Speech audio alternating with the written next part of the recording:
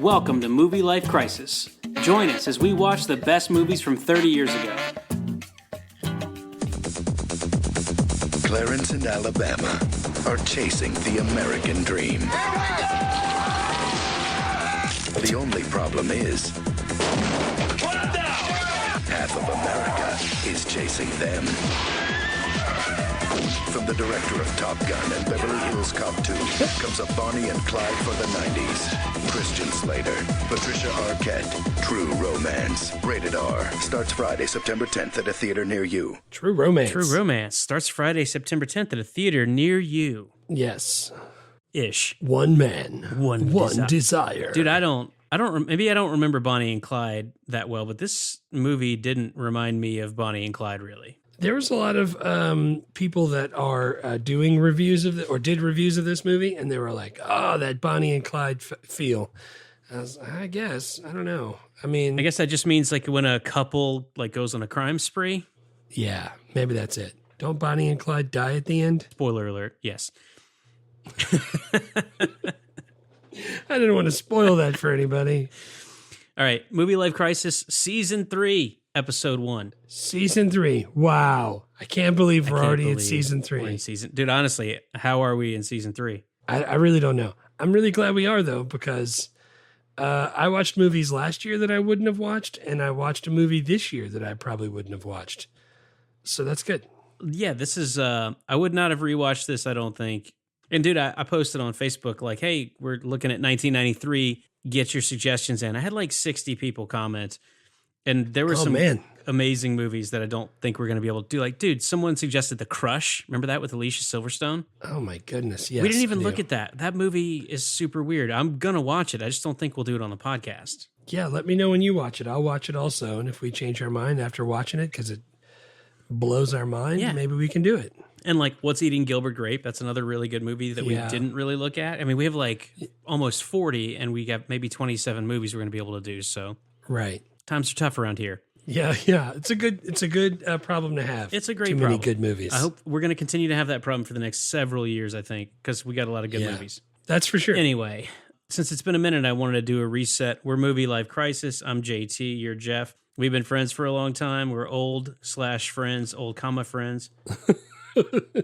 And we decided to do this podcast where we watch movies that came out 30 years ago because we were alive and we were kids then. And it's fun it seems like the right amount of time, 30 years, to go back and look at stuff. Well, also when I go to do like the notes or look up stuff about it, I'm like, oh, what movie was that guy in? Or oh, what was this? Like, how did they make this movie or something like that?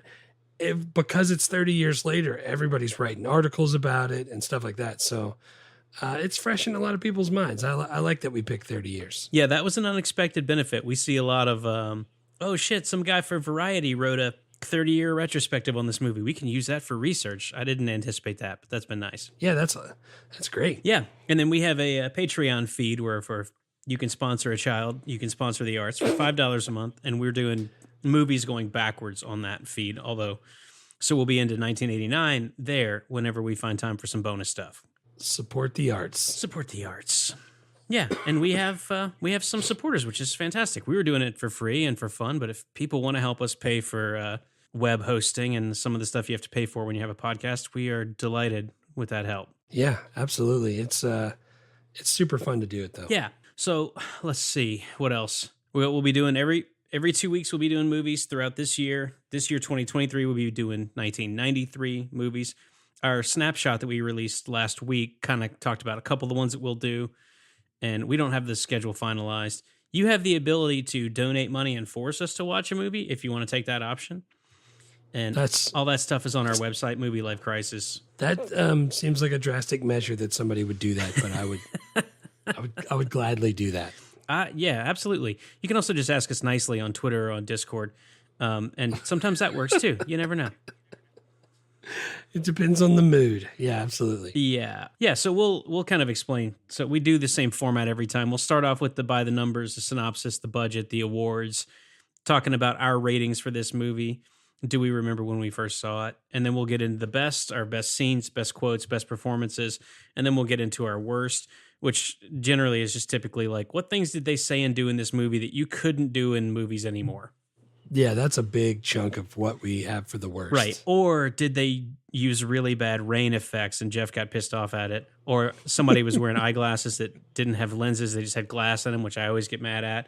Or somebody shot too many times without reloading, which is, that's typical stuff. Or maybe somebody just had an eye patch and made a fantastically great comedy movie, and JT still hated it. Oh man, dude, you love if someone has a prosthetic like we did a Hook and Dustin Hoffman was a genius, and you're like, yeah, man, his eyebrows, it was awesome. I was like, he didn't do that, right? He didn't grow out his eyebrows. The thing you sent me this past week, that's all I could think about. I was like, God bless, those eyebrows are fantastic. Just a great prosthetic eyebrow. Smee, I'm committing suicide. Get over here and stop me, Smee. You better get off your ass. Don't try and stop me. Stop me, Smee. Bob Hoskins, like, oh, yeah, I'm coming. He's really good. Dad, I don't want to rewatch that movie, but the Dustin Hoffman parts were delightful. I like when I see scenes from movies that we've already done on like Reddit or they pop up on random stuff. And I'm always like, oh, yeah, that was so great. I remember talking about that and watching it, and I feel it all over again. It's really nice. Yeah, that's why I feel like we're in the sweet spot for timing because, I mean, at least once a week, one of us sends the other something that we saw on Twitter, on Reddit, Instagram, whatever, and it's someone having a conversation on the internet somewhere about a movie that we've done. It's like, dude, we're there. We just need people to figure out that we're already talking about this. We'll get there. Yeah, we're gaining some steam. I like it. Yeah, people are listening and we're having fun. Literally, those are the only two things that I care about. Right, exactly. All right, so let's get into the numbers. Give us a synopsis. In Detroit, a lonely pop culture geek marries a call girl, steals cocaine from her pimp, and tries to sell it in Hollywood. Meanwhile, the owners of the cocaine, the mob, track them down and attempt to reclaim it. Yeah. This directed by Tony Scott, younger brother of Ridley Scott, and also a very good director in his own right. Script written by Quentin Tarantino. Even if I didn't know it was written by Quentin Tarantino, I think by about the 4-minute mark, I would have been positive that it was written by Quentin Tarantino. Yeah, you could totally tell. I didn't realize that he didn't direct it until about halfway through. You can tell he didn't direct it because it wasn't nearly gory enough. Right, there wasn't a lot of blood. There was some though. There was some. I liked how he wrote it. I liked the banter that they had back and forth. They have like the little monologues. Yeah, like they always have in his movies. Good stuff. Lots of references to other movies. Dude, I love Tarantino's dialogue and I love the references.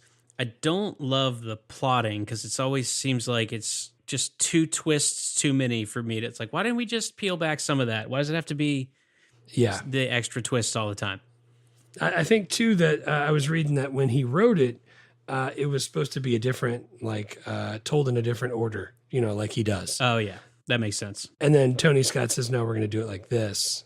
It came up different. Same thing with when I saw Sam Jackson, I put in my notes, I was like, holy crap, Sam Jackson's in this. This is awesome. I was like, oh, well, he's dead. And 30 seconds he might later, be back. Dead. I was like, wait, he might be back. This is a Tarantino movie. Well, you never know. He was definitely back in all of the Tarantino movies after this. Right. Which is good because I like both of those guys. Budget and gross, $12.5 million budget, a healthy $12.6 million gross. So they made $100,000. 100,000 is a lot. It is a lot. Although the budget is just the production budget. What it takes to freaking rent cameras and get sets and find a pink Cadillac and get the lighting and that's not what it costs to market it and to create posters and to make movie trailers and to do press tours. So it lost money and the studio was mad. But then on video, because we're in the video era, it did really VHS well era. and got to be cult status. Great. And I remember this because we were still a little too young for this because we're like 13, 14, whatever. Yeah. But this is definitely a movie that if you went into someone's dorm room in college, they probably had like swingers. Like this would be one of those, like if you liked movies and you were kind of cool, you probably had this on a shelf somewhere.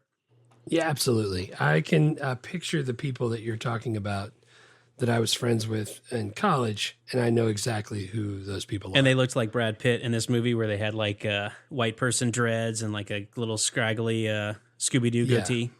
Yeah, like Wild Scoob. Let's watch True. Yeah, I got it. Yeah, that's, I think it's Tarantino, though. He has a kind of following, the type of people that watch his movies or are big fans of his movies are all kind of the same type of people.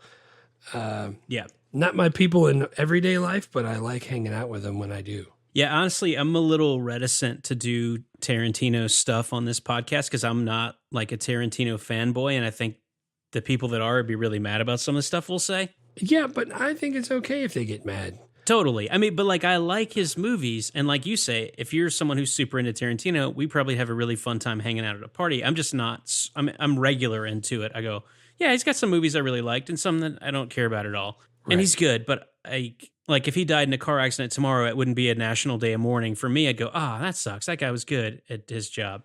Right. But it wouldn't be like when Michael Jackson died, where I was like, well, what do we do now? Who's gonna make music? Now what? But dude, I couldn't believe with the Tarantino and the director and this cast list, which we'll get into, but it's like 15 deep of amazing actors. I was actually really surprised that this thing barely broke even. Did people not know who was in it? That's what I'm saying, dude. Like Christian Slater and Brad Pitt were big stars at this point in time. Right. And Dennis Hopper was too, and Christopher Walken was too. Like there was a bunch of... There's a ton of people. But that's the thing, like even when you watch the 2 minutes... And Tony Scott had directed a freaking Top Gun and Beverly Hills Cop 2 and The Last Boy Scout. I don't understand how this movie didn't do better. Other than that it was long. I think, it was long, a little over 2 hours. But I was saying, like, I think even in the like, you look at the poster, and it's got Christian Slater, who you can tell is Christian Slater, and then maybe you can tell that's Patricia Arquette. Yeah.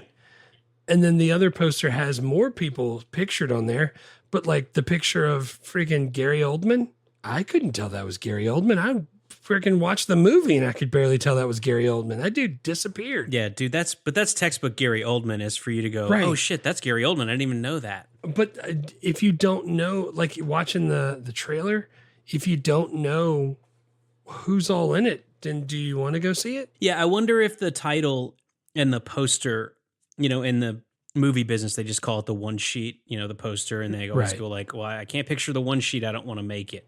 And it's like Christian Slater, like wearing this freaking Hawaiian shirt with his like blazer over it, like pointing a pistol. And then Patricia Arquette's like also in frame. And then the title's True Romance. So it's like, is it a romantic comedy? Is it a Bonnie and Clyde? Like he's got a gun, obviously. So it's not a romantic comedy. Like, but maybe people are just going like, what is this? Is this a date movie? Is this did I bring my kid to it? Yeah. Dude, I don't know. I'm looking at all the different posters right now. One says True Romance. It's got Christian Slater, Patricia Arquette on the poster. And they do the thing where his face is on the right, but his name is on the left. I love that. Yeah. And then at the bottom, in smaller letters, it says Dennis Hopper, Val Kilmer, Gary Oldman, Brad Pitt, Christopher Walken. Like it's like the end of a friggin' car ad on the radio. Yeah. You don't even really, I'm not getting it. So I have a feeling that's part of it. By the way, we should do a deep dive at some point about what the negotiations are like to get your name on the poster, because it's always like first build, second build, and then it'll say like featuring, like with Dennis Hopper, means like he negotiated, like I'll be in the movie, you don't have to pay me that much, but I want with in the credits. Yeah, you got to say and then my name. It has to be last, and I want it bigger than everybody else. Yeah, like I read that George Clooney and Julia Roberts, they just did that romantic comedy whatever movie, and they're both huge stars. And they on the poster, it's like George Clooney's name is on the left and Julia Roberts' name is on the right. So she would be second billed if you read from left to right, but she's Julia Roberts. She doesn't get second billed. So her name, even though it's on the right, is slightly higher. So if you read from top to bottom, she's first. And if you read from left to right, he's first. And it's like, hey, it's cool. We can make the movie. We figured it out. She says she wants to go first. I don't care. I don't care. I don't care. People say I look like you. Let's just roll that thing up. I don't care. What a great movie. All right. Yeah. Awards? I didn't see any. No.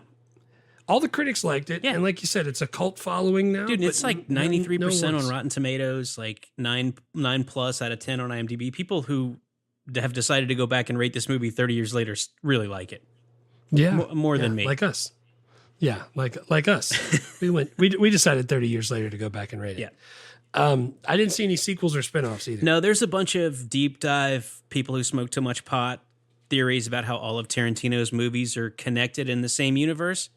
Yeah, they are. But I don't have the time for that. Yeah, they are. The guy who's the director, or the producer. Yeah. I don't know. The guy who's buying the cocaine. Right, the producer. He's the great grandson of the grandson of the same character's name, Merkowitz. I don't know, whatever it was. On Inglourious Bastards. Inglourious Bastards. Nice. Yeah, Donowitz. Yeah. So like he tries to put it all together. All right, and we always try to go back and talk about if we have any recollections of seeing this movie for the first time. So the next thing is, do you remember when and where you first saw this movie? Cast your mind way back into the past. I cast my mind way back into yesterday, where I watched it. Like we kind of talked about before, I had seen clips. I've heard references to this movie, like the girl named Alabama. Yeah. Her name is Alabama. Like I knew, I'd heard references to that kind of stuff. I don't think I've ever seen it all the way through.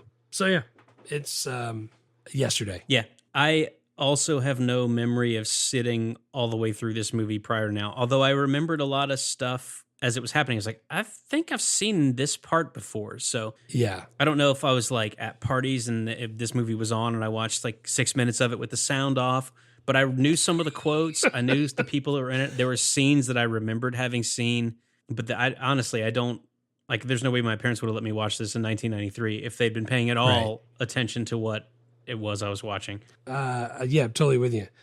So we rate the movies. We rate them from 1 to 10. We don't do any 7s to make it tougher on us.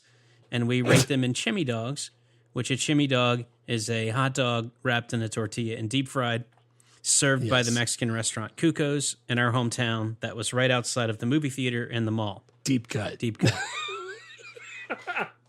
So what'd you give it? Or do you want me to go first? No, I can go first. I went back and forth because no 7s, no 7.5s.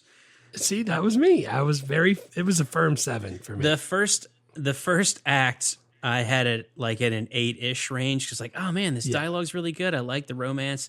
And then the more people shot more people, the more I started bumping it down because I was like, all right, this I don't like as much. Yeah. And I ended up all the way down at like a 6 out of 10. 6 out of 10. Nice. See, I was a firm 7 for me. I don't know if it's because I've never seen it and it was new to me, but I actually like wanted to finish it.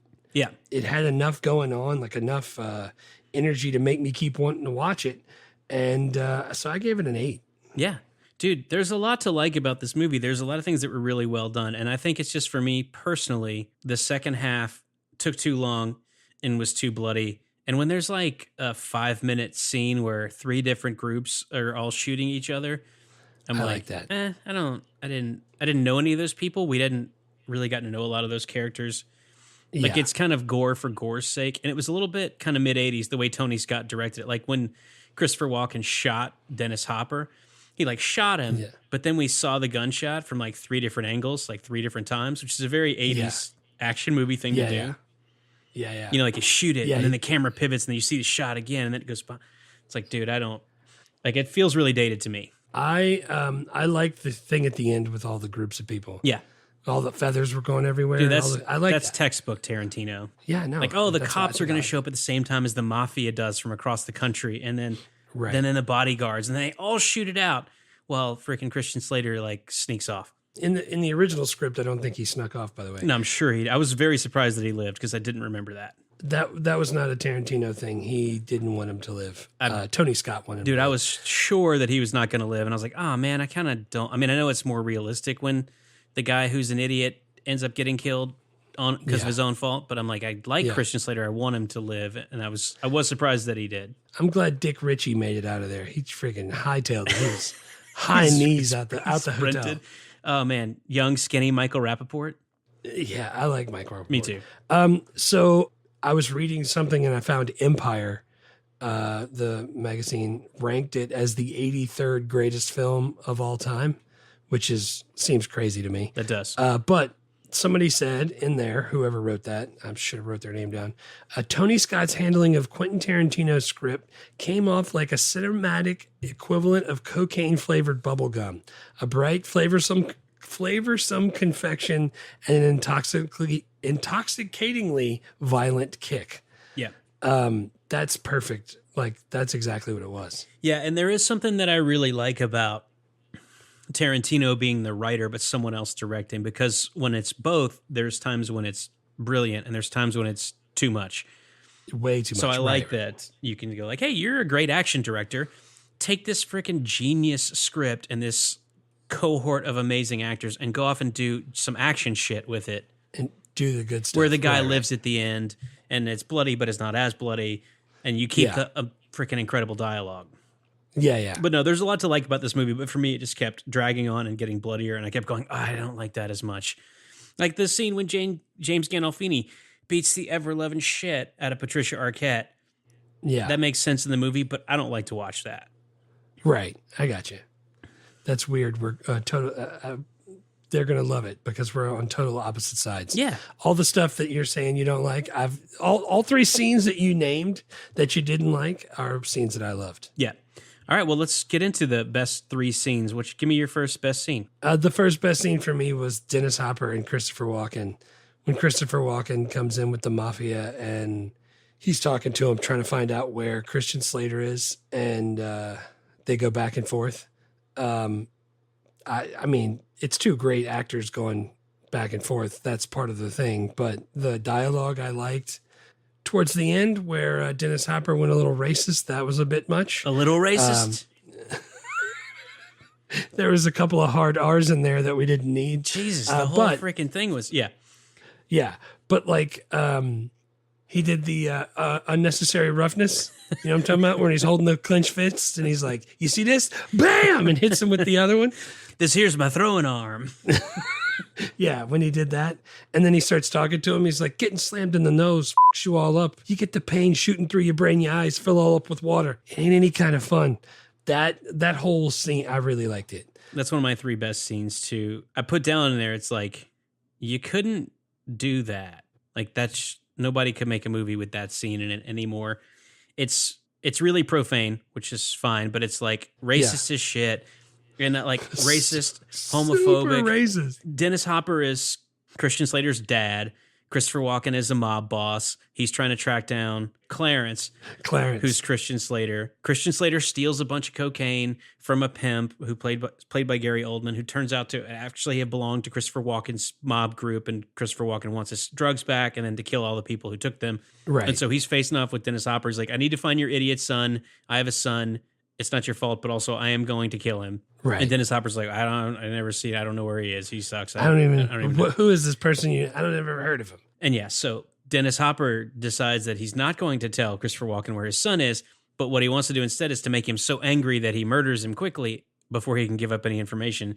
So he goes in this really long rant about how Sicilians are technically black because Moors invaded Sicily, and that's why Southern Italians are dark complected and Northern Italians are like blonde hair and blue eyes, except he says it with a lot of hard R words. Whoa. That doesn't even scratch the surface. And Christopher Walken does not take it well. No, he doesn't. Dude, those actors are incredible, and that scene was fantastic, even though the whole time I was like, you can't say any of this shit. Yeah, none of that's still good. The Quentin Tarantino said that that scene is one of his proudest moments, of course. He said, I had heard the whole speech about Sicilians a long time ago from a black guy living in my house. One day I was talking to a friend who was Sicilian and started telling him the speech, and I thought, wow, this would make a really great scene. I got to remember that. Yeah. And then he wrote it for this. Just killed it. Dude, they're great. Even before they get to the N-words with the hard R, and Christopher Walken's doing like the world heavyweight champion of Sicilian liars. Yeah. Like that whole he's talking about like, he's like pantomime. He's like non-verbally. There's 17 pantomimes that a man does when they're lying. And women has 20, man has 17. He's like, so even without trying to tell me, you're telling me. Right. That's freaking so good. Yeah, that scene's great. It's on my list as well. My second scene is Alabama and Clarence up on the billboard after they sleep together early on in the movie. Yeah, that's a good part. He goes to see a movie, like a trilogy of freaking kung fu movies on his birthday by himself. She accidentally bumps into him and spills popcorn in his lap, and then they go hang out, and they sleep together. And then after they sleep together, they crawl out of his apartment onto a billboard, I guess. Yeah. And she's like, has an attack of conscience. And she goes, hey, look, I'm a call girl. Your boss hired me to meet you at that movie theater and sleep with you because he says you don't get out much. First of all, I would rather just get a raise than have my boss buy me a prostitute. But he didn't get that choice. He got the prostitute, but not the raise. He didn't get the raise. Sorry, call girl. She's not a prostitute. She's a call girl. There's a difference. Yeah. But yeah, he called her a whore. She confesses, and she's like, "I have a call girl. You're my fourth client. I'm new at this." And then for 3 days. It's my third day, and you're my fourth client. Yeah. So business has been okay, not bad. Yeah, not bad. But then they both confess their love for each other, and right. So it's like, all right, cool. Both of these people are idiots, and now they're going to go on a crime spree together. But I liked Patricia Arquette. I thought she was really good in that scene, and it's just like the production design, the set design was freaking awesome. Like his apartment was kind of cool, and then the billboard was a freaking great backdrop. I don't know, I just liked that. No, it was really good. I didn't actually have that as my best scene, but there's a quote from there where she's like, she tells him, I'm a prostitute, and he's like, wait, you're a whore? She's like, no, I'm a prostitute. There's a difference. Yeah. He's like, I can't tell you. That was one of the best times I ever had. But I knew something had to be rotten. In Denmark, there was no way that you could like me this much. Yeah. And man, I can't tell you how I relieved I was when you took that dress off and you didn't have a dick. When he said that, I was like, holy crap, that's one of my quotes. That's awesome. I think it's the fact that she was at a Kung Fu movie. Yeah. That's what really set him up. But he asked the girl at the bar in the very beginning to go watch Kung Fu. And that doesn't work on anybody except Jennifer Aniston. Yeah. In Office Space.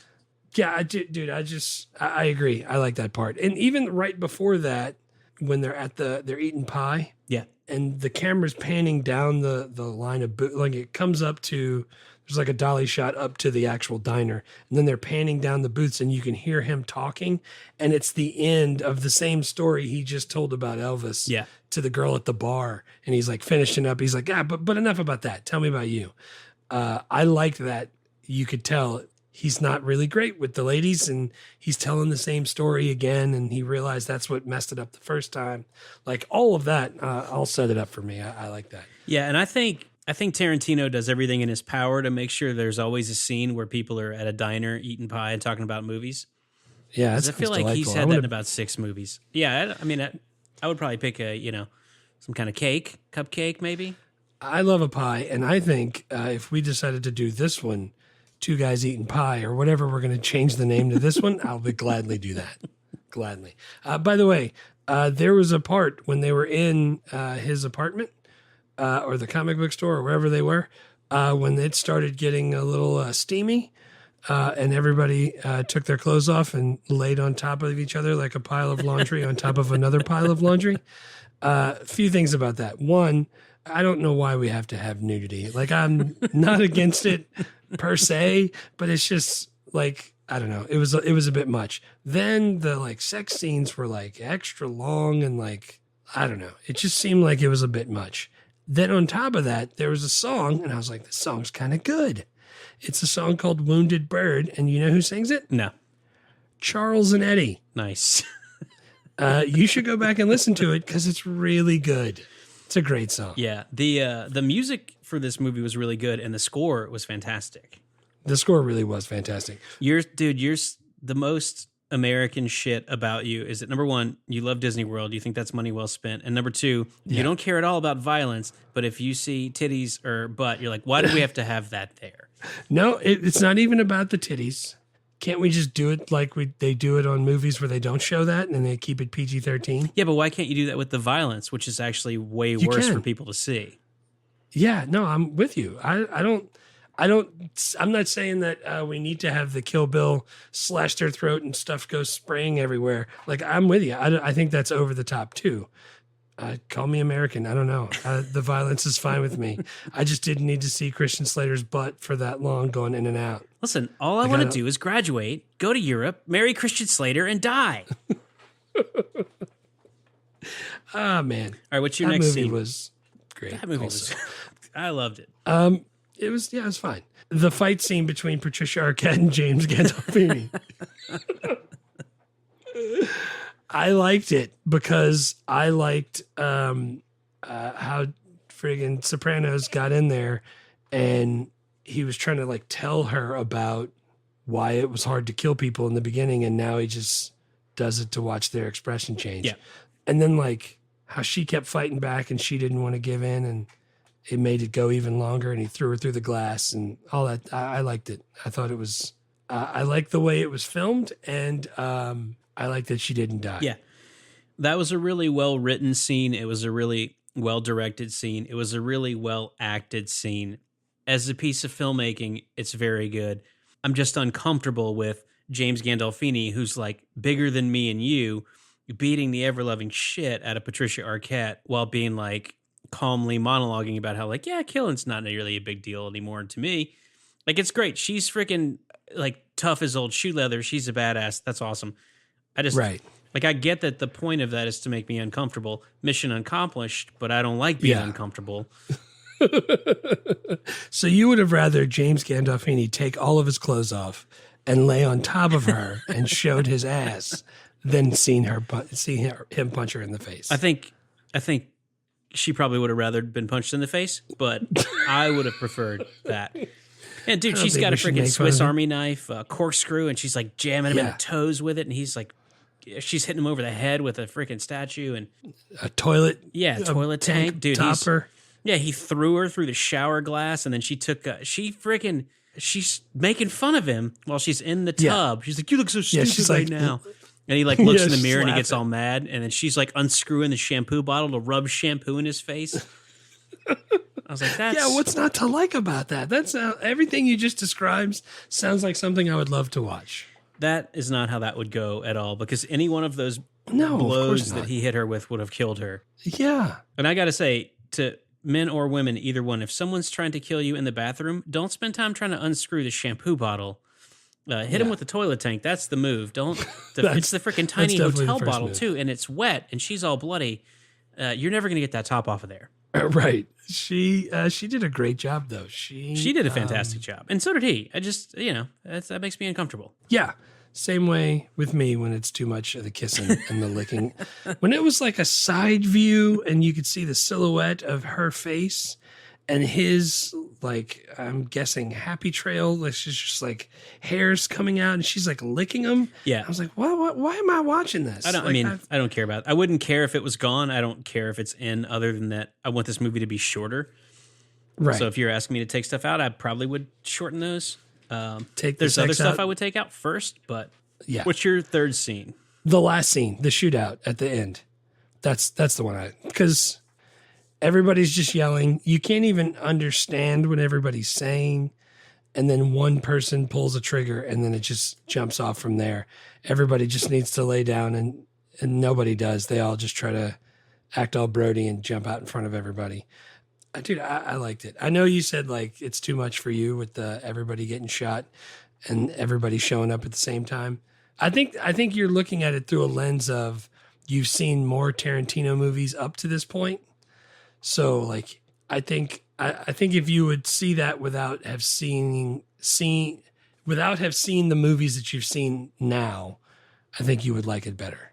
Maybe. Yeah, no, I think that like Tarantino kind of goes for over the top violence. Like that's one of his calling cards, which is fine. Yeah. Like he's great. He's better at his job than we'll ever be at this. But like to me, it's like, all right, I don't think that 30 people are all going to arrive at this hotel room at the same time and all spend like 3 minutes with guns pointed, all shouting at each other. And then suddenly everyone is going to die in a hail of bullets. Like that's so great. I don't think that's realistic. Not that it's not entertaining. It's just like, it's not how I think that would go. Yeah. But it's not like it's bad. It just didn't make my favorites because I just don't think that would go that way. I like how, what's his name from Lean On Me and Soul Food? God, Michael Beach, how he got shot in the stomach. He was only around for a couple minutes too. He's like, I can't believe they shot me. And he sits down and all the feathers fly up in the air. And they slowly start to fall. Even where he's touching the blood and holding it up and looking at his hand, there's like feathers matted to it. I like that. That was cool. Yeah, dude, there were some great moments in that. So I'm not like, again, it's not like I'm saying it was bad. It just wasn't one of my favorites. But yeah, I did. Michael Beach, I saw him and I was like, oh, that's nice. Yeah, and then like he and Chris Penn were the like last two people standing. He's like, I can't believe they shot me. Yeah. He like sat down on the couch. Dude, I freaking like Chris Penn. And when I looked up about him. Chris Penn and Tom Sizemore as the cops, those guys were great, man. Yeah, they were. Chris Penn died at the age of 40. Holy shit. Yeah, he had some kind of heart problem and he died at 40. I guess I forgot that he died. Yeah, I definitely didn't know that he died, I guess. Because he's in a ton of stuff. He is. Dude, but honestly, as soon as I saw him in this movie playing a cop, I just immediately was thinking of him in Rush Hour. Yeah. Like, Clive, of course. Clive, where'd you get this, man? Clive! But I saw the back of the diner. I've been to the back of the diner. I'm late, you late, forget about it. One little piggy get blown off, everybody tripping. What's your third scene? I had a hard time coming up with a third one. I ended up going with Elliot and Clarence on the roller coaster negotiating the cocaine deal. Like nice. Clarence in Alabama go out to the West Coast and they meet Michael Rappaport, and he's a struggling actor. He's gonna introduce him to some people. They're gonna sell a suitcase of cocaine for a screaming deal, take a big chunk of money, and then move to Cancun. And so they meet Elliot, who's Michael Rappaport's acting teacher, who's played by cousin Larry Appleton, Valky Bartakamus. Aqua Folly? Yeah. Bronson Pinchot. And then he's the assistant to some big Hollywood producer, and he's going to do the initial meet, but they do it at a freaking theme park. And so he's like riding the roller coaster while they're talking about. Right. Christian Slater's making up this story about where the cocaine came from. He's like, oh, I have a friend. He's a cop. He got it out of the evidence room, and then he gave it to me. And I just want to sell it because I don't want, I just want to get rid of it. Did you, I don't know if you read the same thing I did about Michael Rappaport being sick on roller coasters. No, I didn't see that. So it took 2 days to film that. And it keeps going back. Like I went back and watched it, and you could see him like feeling like sick. And then the next scene, he's totally fine. I couldn't even imagine how many times he'd have to ride that roller coaster to get those scenes. Yeah. That sounds fun. I really like roller coasters. Yeah, dude. Agreed. And I think if you were going to shorten the movie, you probably would take Elliot, the character, out. You would get Michael Rappaport to go directly to the producer, and you could lose 10 minutes. But I really like, dude, Bronson Pinchot's really good. The whole scene when he gets pulled over for speeding. He gets pulled over for speeding, and and then when he's wearing a wire, Chris Penn and Tom Sizemore have mic'd him up. He's going to go get his boss on tape buying the coke, and he's like, he's all nervous, and it's 1993. So when he's wearing a wire, the wire's connected to a freaking giant ass tape recorder that's like the size of a a car battery, and it's stuck in his crotch. Yeah, and he's so like standing quietly at the hotel. He's like, okay, your motivation is you don't want to go to prison. Because he's an acting coach. So he's trying to talk himself into this. This is my role. I don't want to go to prison. And he's trying to, when he gets pulled over, he's got a bag full of the cocaine that he's bringing back to his boss. Yeah. And he's got a girl with him, and he's like, hide this in your bra. She's like, I'm not wearing one. Hide it. Just put it under the seat. Sit on it. Like, put it right here. Put it between your legs. She's like, no, I'm not doing that. She hits it, and the cocaine flies all over his face. So looks like he's baking a cake. And the cop walks up, and he goes, hi. And that, only Cousin Larry can say it like that. Dude, and every time I see Cousin Larry in movies, which is admittedly not very often, but he's always really good. Yeah. Well, he's not Cousin Larry. No, he's Cousin not. Larry's The other guy's Cousin Larry. He's Balky Bartakamus. Right. Oh man, Perfect Strangers. Yeah, I can't believe we're talking about that. We haven't gone into it, but like let me just run down the cast real quick. Christian Slater, Patricia Arquette, Dennis Hopper, Val Kilmer, Gary Oldman, who we've not talked about yet, but who's freaking fantastic. Brad Pitt, Christopher Walken, Bronson Pinchot, Samuel L. Jackson, Michael Rappaport, James Gandolfini, Chris Penn, Tom Sizemore. Don't skip over Saul Rubinek. He's awesome. Saul Rubinek. Yeah. That's good stuff. The longer this movie went on, I was like, oh my God, these people are here too. This is great. In my notes, it just says like I put on there like, oh, Christian Slater's in this. All right.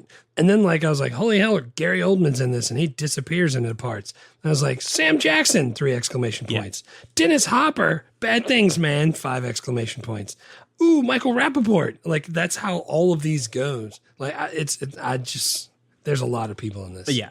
Did you do your third scene already? Are we done with scenes? I did the last scene shootout. All right. Yeah. So quotes, my first quote is, again, I don't think you could do this anymore, but right in the beginning, I realized this movie's got a lot of quotes. Honestly, it's super quotable. All 3 of mine ended up being from Christian Slater by accident.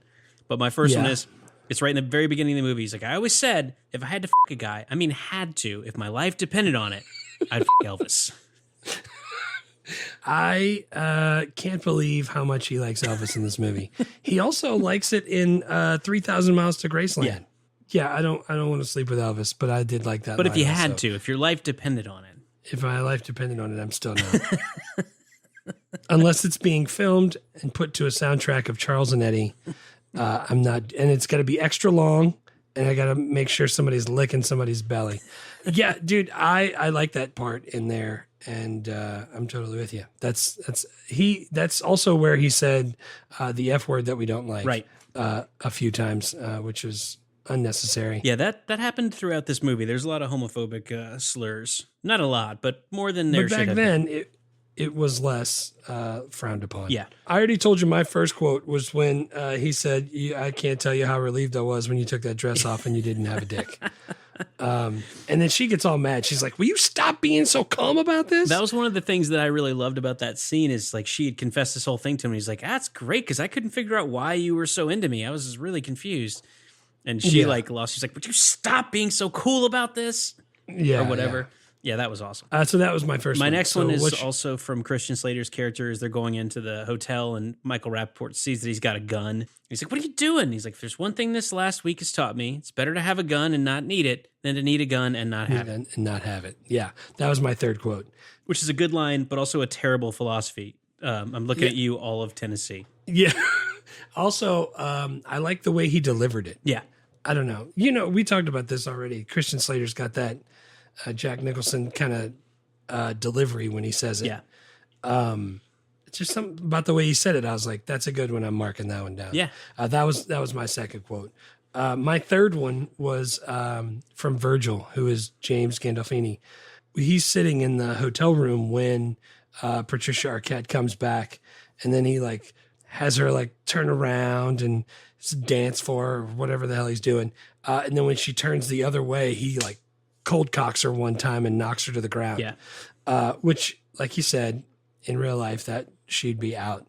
But he is starting to talk to her, and he's like, and he sounds very like, I don't know, meek. I don't know how to say it. Like he wasn't as big as his frame is, and his voice didn't sound as scary as he actually was.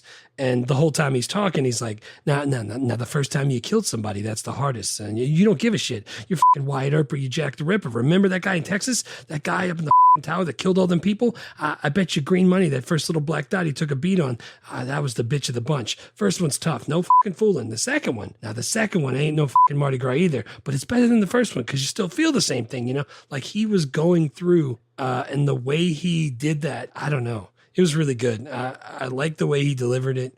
I like the way Tarantino wrote it. That's the quote I like. Yeah, that's a great quote. That's a great delivery from James Gandolfini. And it's a great dialogue, too. Man, this movie, honestly, it's a lot of long speeches. Some of them are even voiceovers from Patricia Arquette. I had a hard time. The thing about Tarantino movies is like From Dusk Till Dawn. Yeah. Where the first half of the movie is George Clooney and him, and they robbed a bank and they took a teller or some shit.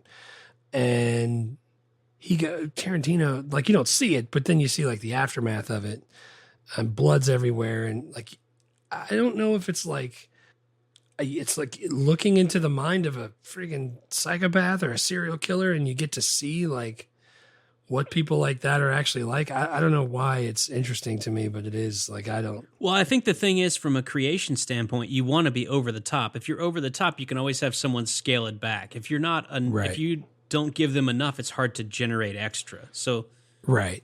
I think the problem with Tarantino is that he writes, directs, and produces his movies, and so there's no one to scale it back. Yeah, there's nobody that's not a yes man letting him go out. But that happens all the time, man. It's like it happens to Stephen King, it happens to J.K. Rowling. Like you get to a certain level of famous. Peter Jackson with Lord of the Rings, Return of the Kings is like 3 hours and 40 minutes. He needed someone to be like, we got to scale this way back. But you get to the point where you have the juice that you don't need to do that anymore. And I think that creatively, that's where he is. Yeah, I hope we're still around for the Peter Jackson movies, Lord of the Ring movies. I really like those. What's your third quote? No, there's just so many good quotes, but they all get really long, and I've gone through it a bunch of times trying to, because there was no clear third quote, so I'm just going to stick with the one that I had down, which is again Christian Slater talking about Elvis. He's like, in Jailhouse Rock, he was everything rockabilly's about. I mean, he is rockabilly. He's mean, surly, nasty, rude. In that movie, he couldn't give a fuck about nothing except rocking and rolling, living fast, dying young, and leaving a good-looking corpse. Right. That end part right there is where we come in on the diner too. So but that line too, dying young and leaving a good-looking corpse, is one that I've heard a lot, and that was the thing that when I heard it, I was like, oh man, that's cool. I don't know if that's the first time someone said that or if Tarantino is referencing something, but I like that line. Yeah. No, dude, there's people that say Christian Slater shouldn't have played this part, and originally Val Kilmer was going to play this part instead of the quote mentor. Right. A few things. One, they called him mentor so the Elvis Presley estate wouldn't get upset with what was going on. But on top of that, Val Kilmer was going to play Clarence's part, and then it didn't work out, and they got Christian Slater instead. So he ends up playing the mentor, playing Elvis. He spent like 8 hours a day in the chair doing makeup for Elvis, and you don't even really see him. You just see him from like the chin down. I know. You'd never see him. Dude, and I thought Christian Slater did a really good job here. I'm not going to say that Val Kilmer couldn't have done it better because I freaking love Val Kilmer, but I thought Christian Slater was good. Yeah, I like both of those guys. I definitely like Val Kilmer more, you're right. Yeah. But the Christian Slater did fine. I liked it. All right, let's do characters. Speaking of saying the lines like yourself, my first character is Gary Oldman. Gary Oldman. He was also my first character. He's Drexel, the drug-dealing pimp who thinks that he's black. Good Lord, that was a good performance. He was only in like freaking 4 scenes, if even that. But he was fantastic. He's so good. Yeah, the fact that Tony Scott said, like when he met with Gary Oldman, he was like, I want you to play this guy Drexel. He was like, okay, tell me about him. He's like, yeah, I'm not really good at telling stories. So just know that he's a white guy who's a pimp and a drug dealer who thinks he's black. And Gary Oldman's like, all right, I'll take it. He's like, and then like I started thinking about it. I'm like, what if he had dreadlocks? What if he had like a scar on his face or like the teeth? So the very first day he showed up to shoot, he said it all came together. Yeah. On top of that, the dreadlock wig that he wore is the same person that made the wig for his part in Dracula. Nice. And the eyes that he wore when he was the old Dracula, one of those is his left eye in that movie. Well, thinking about like him being Dracula in 1992 and then Drexel, the drug dealing pimp who thinks he's black in 1993. Yeah. And like disappearing into both of those roles is like, holy shit, Gary Oldman's got range. Gary Oldman's got range like Steph Curry. It's ludicrous. Yeah. He definitely disappears into parts. Yeah. Like I mean, I knew it was him, but I didn't think that it was him. Yeah. You know what I'm saying? Like he was my number one. Nice. Who's your next? My second one was Alabama, Patricia Arquette. Yep. Because I can remember seeing her in numerous movies before this, but they're all like weird movies, Stigmata and Lost Highway. Yeah. I can remember those two. I thought she did a really good job, and I didn't know enough about her. Like I'm sure she's had other movies where she's like the main person, but I couldn't think of any and offhand, and I really liked her in this. I thought she did a great job. Yeah, she's on my list as well. She's, the second lead, the first female lead, Alabama Whitman. And she's really good. She's she did there were a lot of scenes in this movie where she had to deliver like spot on, I think, challenging performances that demonstrated a lot of emotional range. And every one of them, I was like, yeah, shit, that's good. She did a good job. Yeah, she did a good job. Who's your next pick? My third and final pick is Val Kilmer as the mentor, who really is, he's playing Elvis, but they don't name him as Elvis because they don't want to get sued. Right. What made you pick him? I always default and want to pick Val Kilmer, but I didn't know why you picked him as the... It's not like he was that important to the movie or that it was even a great performance from Val Kilmer. I just think it's cool that Elvis was played by Val Kilmer and that he would like talk to Christian Slater when Christian Slater was hallucinating. And dude, there's like 9 other great performances that I could have picked. So it Right. really was like, I just don't know who else to pick. Everyone's doing awesome. So Yeah. I'm just going to throw Val Kilmer in there because I love Val him. Kilmer. No, it's a good call. I always default to that too. My third pick was a duo of Tom Sizemore and Chris Penn. Yeah. By the way, their names were Nicholson and Dimes. Tom Sizemore's last name was Nicholson and Chris Penn was Dimes. That whole scene where they interrogate Cousin Larry, or Balky Bartakamus, when they interrogate Balky, they made up that whole thing. All 3 actors were they said, just do the thing where you're interrogating. Yeah. It was hysterical. Like the fact that they were laughing. So like when Tom Sizemore, his like shirt's unbuttoned, he's like slouching in the chair. He's got the headphones on and he's listening and he keeps laughing and going, I like this guy. He's got guts. I like this guy. Yeah. Like I really liked both of those characters. I thought both of them were awesome. Yeah, those were great performances by both of those guys. And that was a really fun addition to this movie. That whole, that kind of made the third act for me. As much as there was some other stuff I didn't like as much, like those guys were freaking, they were delightful. Yeah, they were great. So yeah, those are my 3. Writer, director, actors, background, bonus stuff. We got kind of a lot here because it's written by Quentin Tarantino, who is pretty famous. Yeah, this comes out right after Reservoir Dogs, and right before his Pulp Fiction, which kind of launches him. Yeah, that's the big one. Yep, and then he writes the screenplay for From Dusk Till Dawn. He does Jackie Brown. He does Kill Bill Volumes 1 and 2, Inglourious Bastards, Django Unchained, Hateful Eight, Once Upon a Time in Hollywood. He's kind of like James Cameron, not box office success wise, but in that he just hasn't done that many movies. Right. When I pulled up the stuff that he wrote but didn't direct, True Romance and From Dusk Till Dawn, those are the 2. Yeah. I used to love From Dusk Till Dawn. I love the first half of From Dusk Till Dawn. Dude, when it turns into a vampire movie, that's when it really jumps off. That's the part that I awesome. don't like. Because I'm torn because there's this scene when Selma Hayek's dancing in the club and I'm like, oh yeah, this is awesome. But any moment now, it's going to get super weird. I'm going to have to turn it off. So I want to go right up till I want to watch the maximum amount of Selma Hayek dancing before it gets really weird. I really hope From Dusk Till Dawn is our Halloween episode in 1996. Dude, it absolutely can be because we'll definitely do that movie. What's your favorite Tarantino movie? What do you think? But I think Django is probably, if you're talking about directing, I think Django is my favorite. Yeah, I think Once Upon a Time in Hollywood might actually be my favorite Tarantino movie. It's really good too. They're all good. It's really good, and I think Django is probably second for me, and then maybe Inglourious Bastards. But the ones that people really like Pulp Fiction, like I go, that's good, it's fine, I like it. I mean, we'll do that movie in '94, but it's not on my top 10 movies all time. Same for me. I like the Kill Bill movies. Yeah. They were cool. It doesn't, like that Pulp Fiction and Kill Bill doesn't have the rewatchability that the other ones do for me. Yeah. I don't know. But yeah, he's done a ton of stuff. Yeah. So, I mean, we don't need to and are not qualified to break down Quentin Tarantino. He's done a bunch of stuff. He's one of the most famous writer-directors living right now. Right. Let's move on. Tony Scott is the director. He's the younger brother of another movie director for Britain, Sir Ridley Scott.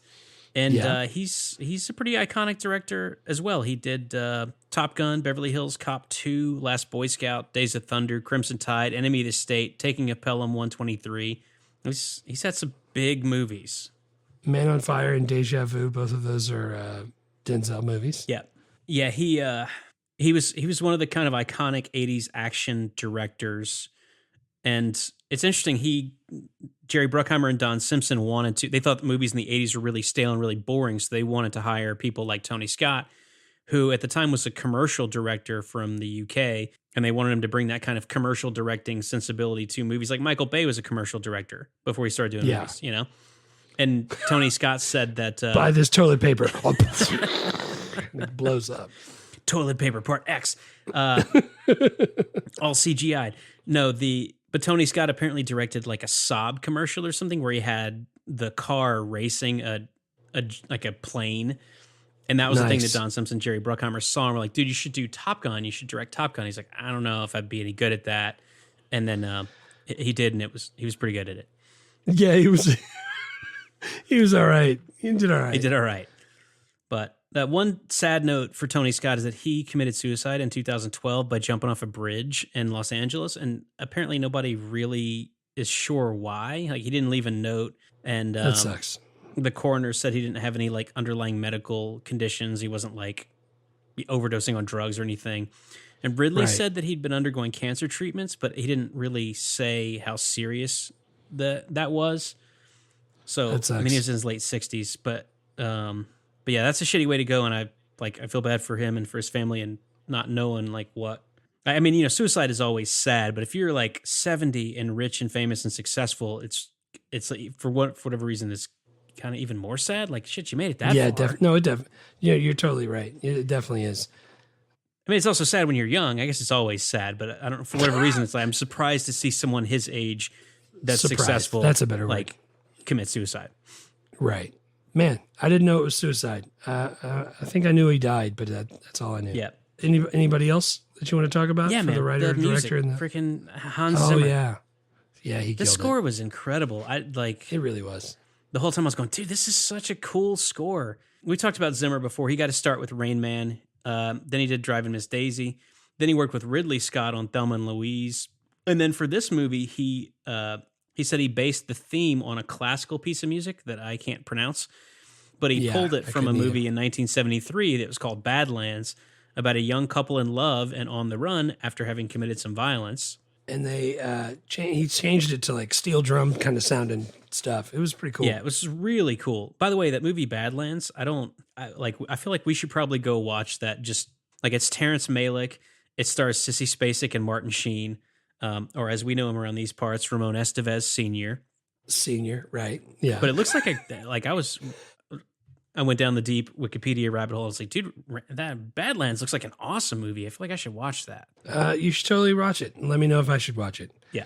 I had some just random actors that I marked down that I saw that I wanted to talk about. Yeah, hit it. So, all right. So, the lady who is the casting director, she's the lady that lived with Charlie Sheen and What's His Nuts and 2.5 Men. She was on Edward Scissorhands, the red-haired lady. Yeah. Conchata Farrell is her name. As soon as I saw her, I was like, oh, I like her. And then I just found out she died, and that sucks. That does suck. There's a guy reading an Elvis magazine outside the burger stand. Yeah. And it's Melvin from Melvin from Renaissance Man. I like that guy, Gregory Sporletter. Yeah, no, God, what else was he? He was in League of Their Own.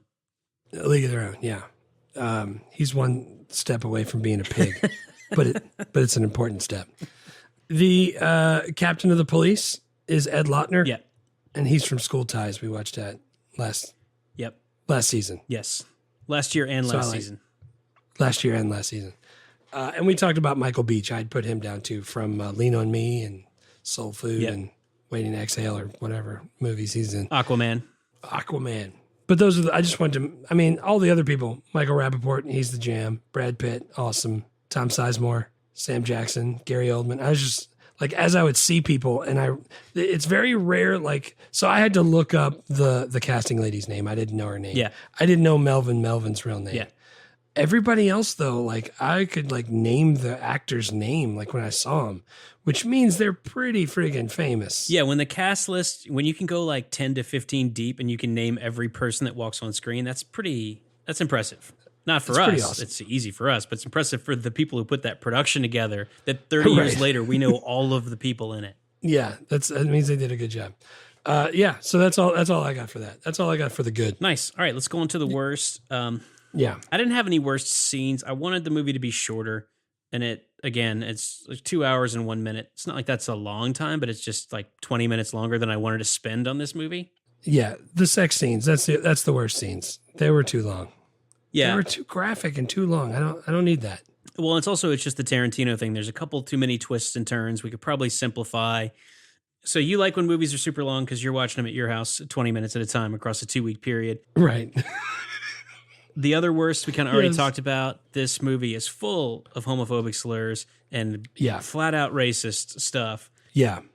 And I guess they talk about, I don't know. I mean, they talk about the N-word, but they also say like the Oriental my turnoffs are Persians and stuff like that. And So they're like, calling yeah. the freaking Italian guy. It's like, he's a wop. I'm Italian. I Right. think I'm allowed to say that. I'm honestly not sure. Yeah, I think it's better to just not. It probably is better, even if that's my heritage too. Probably better not to.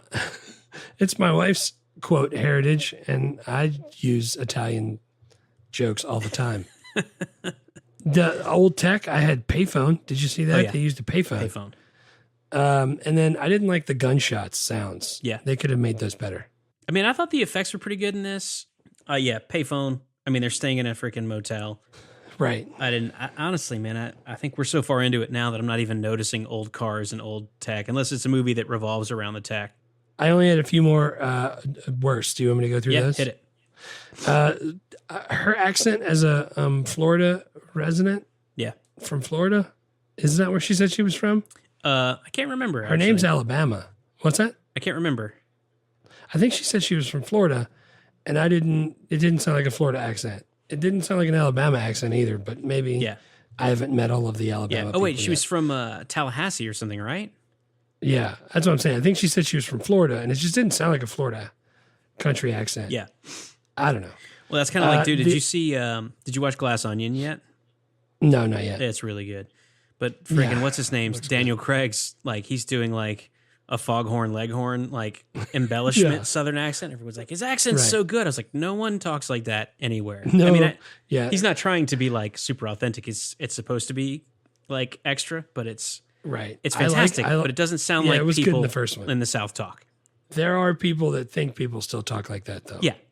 And we ride friggin' tractors to school and shit like that. It's weird. I had that, the fact that he would hallucinate Elvis, and Elvis was telling him to kill people. Right. That was friggin' crazy. Yeah. Like, what? But I guess I kind of like that too. But I wanted to mention it. 5 questions. Is it okay for kids? I have to think no.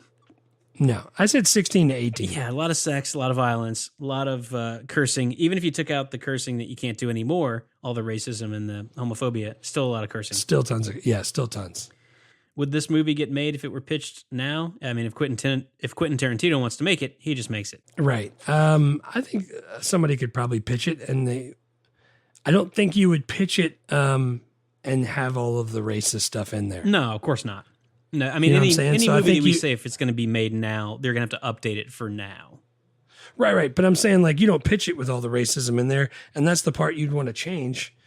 So I think it just sounds like a regular old Bonnie and Clyde love story. I think it would be made movie again. or TV And it would show? definitely be movie. It's got to be a movie. Yeah. I think it could be kind of a fun TV show, like a Burn Notice TV show where Clarence and Alabama, like, in the first couple episodes, kill the pimp, steal the drugs, go to the West Coast, and then it's like they're always running from the mob with the drugs, and it's like hijinks. Oh, there you go. Yeah, that'd be good. I like how you put hijinks in there like it would be a comedy. Yeah. Well, I mean, it had some funny parts in between all the murdering and the nudity. Well, in between all that. Can you still watch and enjoy this movie in 2022? Yeah, I enjoyed it. Yeah, me too. I'm glad we watched it. There's things that I would have changed, but man, it's well shot, it's well acted, it's well written. The effects are good, the production is good, the cinematography's good, the music's good. There's 15 fantastic actors in it. Yeah, everybody did a great job. Yeah. All right, where do you find it? It's not streaming anywhere for free, so you have to rent it wherever you rent movies. $2.99 or $3.99 is what I'm seeing. Yep. YouTube, Apple, Amazon Prime, Vudu, whatever, wherever people rent movies. Right. Okay, that's episode 1 of season 3. Thanks for listening. Feel free to check out our website, movielifecrisis.com. Leave us a review. Support the arts on Patreon for bonus movies. Join us on Discord. Next episode, Schindler's List. Isn't that next? Yeah. Schindler's List is next. I love that movie. And it's really going to be a downer, I think. That dude, yeah, it's a good movie. It's an important movie.